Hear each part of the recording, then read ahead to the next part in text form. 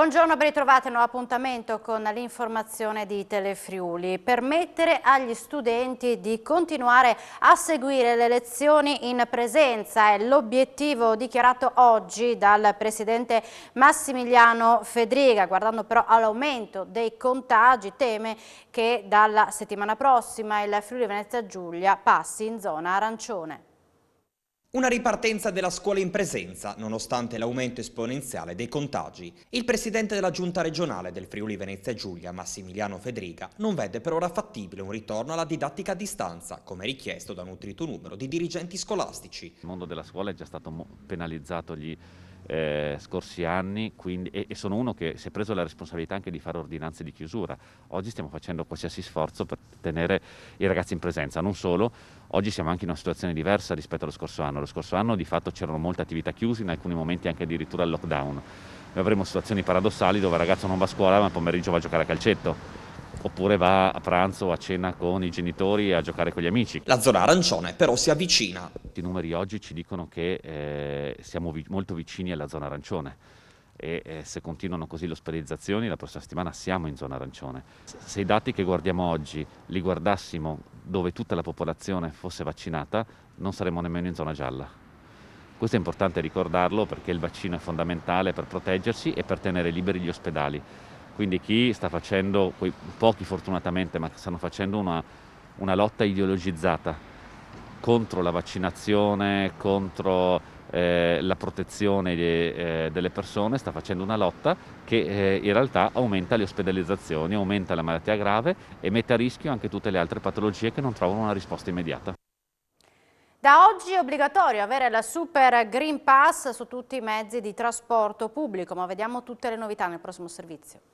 A partire dal lunedì 10 gennaio non potrà salire su nessun mezzo di trasporto pubblico chi non è vaccinato. Infatti scatterà l'obbligo del Super Green Pass su treni, aerei, navi, bus, tram e metropolitane che resterà valido fino al 31 marzo. Il pass rafforzato servirà anche per un'altra serie di attività, oltre a quelle dove è già previsto, anche per andare in albergo. Il prossimo step è in programma per giovedì 20 gennaio, quando entrerà in vigore l'obbligo di Green Pass base, quindi anche con i tamponi, per andare da parrucchieri o estetisti. A partire dal 1 febbraio invece sarà necessario il Green Pass base anche per accedere a uffici postali, bancari, uffici pubblici e per entrare nei negozi con beni non essenziali e nei centri commerciali. Sempre da questa data inoltre il Green Pass scenderà di validità da 9 a 6 mesi e scatterà la sanzione 100 euro per gli over 50 senza prima dose. L'ultima novità, salvo ulteriori restrizioni future, entrerà in vigore martedì 15 febbraio. A partire da questa data sarà obbligatorio il Super Green Pass per accedere ai luoghi di lavoro pubblici e privati per gli over 50. E da oggi sarà possibile prenotare la dose booster a partire dai 12 anni di età con il vaccino Pfizer. Le prenotazioni della vaccinazione dose booster possono essere effettuate mediante tutti i canali in uso, call center, CUP, farmacie e web app.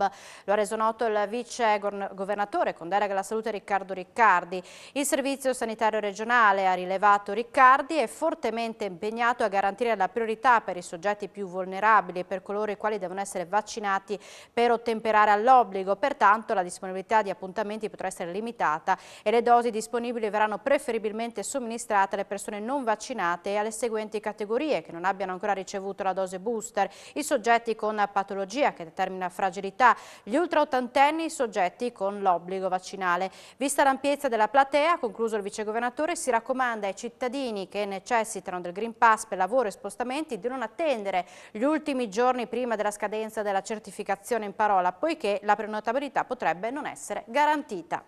E come stabilito dal governo di Lubiana, da oggi entrano in vigore le nuove regole per entrare in Slovenia. Le modifiche vanno ad incidere in particolar modo la mobilità di quei cittadini italiani ancora non vaccinati o non guariti dal Covid. In base alle ultime disposizioni emanate per frenare la diffusione della variante Omicron del Covid, chi entrerà nella piccola Repubblica senza essere in possesso di Green Pass dovrà ora esibire un test antigenico effettuato nelle ultime 24 ore oppure un tampone molecolare risalente a non più di 48 ore. Ridotti quindi i tempi di efficacia dei tamponi, quello rapido prima era valido per 48 ore e quello molecolare per 72.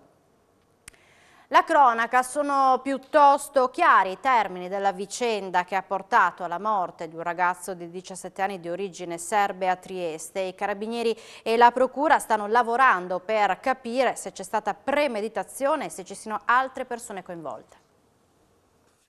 Si erano fidanzati il 15 dicembre del 2020, si erano però lasciati di recente, o almeno lei aveva deciso di interrompere la loro relazione. Nel suo cuore c'era un altro, un ragazzo di 17 anni di origine serbe che lui ha deciso di picchiare e poi di uccidere. Sono questi i termini della vicenda che ha portato alla morte di un giovane strozzato con un cordino nel sottoscala di un palazzo di via Rittmeier 13 a Trieste. Il 17enne venerdì è entrato in quell'edificio perché la ragazza che gli piaceva, una ventenne italiana, vi alloggiava. Ha trovato però il suo ex, un ragazzo 21enne da tempo residente in città con padre marocchino e madre libanese, che prima lo ha picchiato e poi lo ha soffocato. I carabinieri, coordinati dal procuratore Lucia Baldovin della procura giuliana diretta da Antonio De Nicolo, stanno in queste ore interrogando i protagonisti della vicenda e alcuni testimoni per capire quante persone siano coinvolte. C'è anche un minorenne rumeno e se esisteva una premeditazione. Al GIP verrà chiesta la custodia in carcere per il 21enne reo confesso. Il corpo del giovane è rimasto nel sottoscala 24 ore. Nel frattempo la famiglia aveva chiesto aiuto perché non aveva sue notizie. Giovedì è prevista l'autopsia sul corpo. Ieri i genitori del reo confesso sono stati interrogati dai carabinieri e all'uscita al Corriere la madre ha detto che l'ucciso era come un figlio per noi, non riesco a capire, non posso. Il marito ha aggiunto che mi spiace per il ragazzo e per i suoi familiari.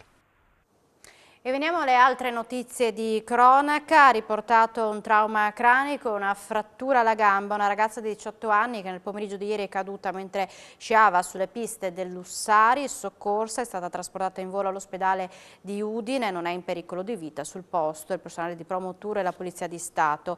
Perde il controllo della sua auto e si cappotta in un campo a Povoletto. A restare ferito nel tardo pomeriggio di ieri un uomo di 43 anni della zona che ha riportato un trauma toracico serio, non sarebbe in pericolo di vita. Sul posto i sanitari, i vigili del fuoco e i carabinieri di Martignacco. Nonostante le basse temperature continua l'afflusso di migranti in Friuli Venezia Giulia. 4 cittadini stranieri, tutti maggiorenni del Bangladesh, sono stati rintracciati dai carabinieri a poca distanza dalla ex caserma Cavarzerani a Udine. Sono stati avviati a triage e a quarantena fiduciaria, accolti nell'hub di via Cividale. Gli agenti di Polizia di Stato di Cividale hanno rintracciato invece un minorenne poi accolto in una struttura per under 18 non accompagnati. Un uomo di 67 anni è stato trovato morto nella sua abitazione di Trieste dove viveva solo. A dare l'allarme ieri pomeriggio sono stati parenti. Inutili i soccorsi sanitari, l'uomo è deceduto a seguito di un malore che non gli ha permesso di chiedere aiuto. E si sono svolti poco fa in Duomo a Udine funerali del tenente colonnello dei carabinieri Fabio Pasquariello, per anni comandante del nucleo investigativo dei carabinieri di Udine. In piazza Duomo centinaia di persone, tra le quali anche diverse autorità, hanno accolto con grande commozione il feretro proveniente dalla camera mortuaria che era stata allestita al cimitero di San Vito. L'Arma e il Friuli hanno dato l'ultimo saluto a un uomo che aveva un grande senso del dovere, esempio di competenza, intuizione e discrezione, come è stato ricordato nel corso della solenne cerimonia funebre celebrata da Monsignor Nobile, accompagnato da Don Davide Larice. Grazie alla sua grande capacità investigativa aveva risolto casi importanti e assicurato alla giustizia gli autori degli omicidi di Silvia Gobbato lungo Lippovia e dei coniugi Burgato a Lignano Sabbiadoro.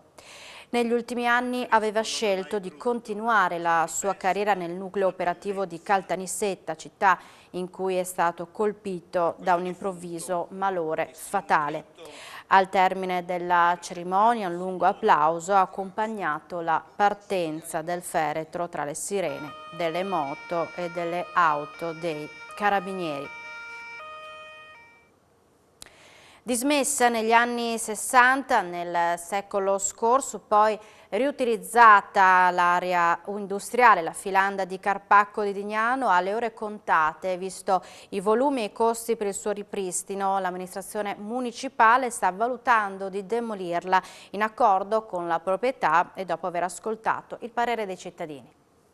Noi abbiamo una filanda che purtroppo è in disuso e che adesso stiamo valutando di dare una collocazione anche in quell'area lì. Non è una cosa da poco perché ha un volume notevole e quindi anche la destinazione d'uso non è semplice, Noi ci stiamo pensando e quindi penso nei prossimi mesi porteremo una soluzione anche alla cittadinanza. La filanda come filanda ha smesso negli anni 60, è stata acquistata da una ditta, subito dopo la filanda ha fatto una cartiera, realizzavano praticamente per anni dei cassoni di camion, trasformavano i camion e anche tuttora è una ditta specializzata, però diciamo che non è la collocazione giusta, no? In centro al paese, per cui loro adesso vorrebbero dismettere questa filanda. Stiamo pensando delle soluzioni opportune che possono essere anche a livello regionale, vedremo adesso. Quello del recupero o quello della demolizione? Il recupero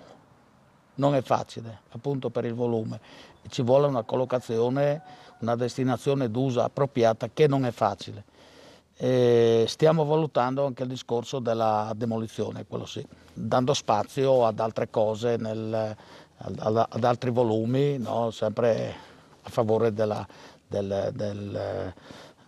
piazza, diciamo, e del centro. Siamo in chiusura, vi ringraziamo per l'attenzione, vediamo appuntamento subito dopo la pubblicità. Da voi la linea. Buona giornata.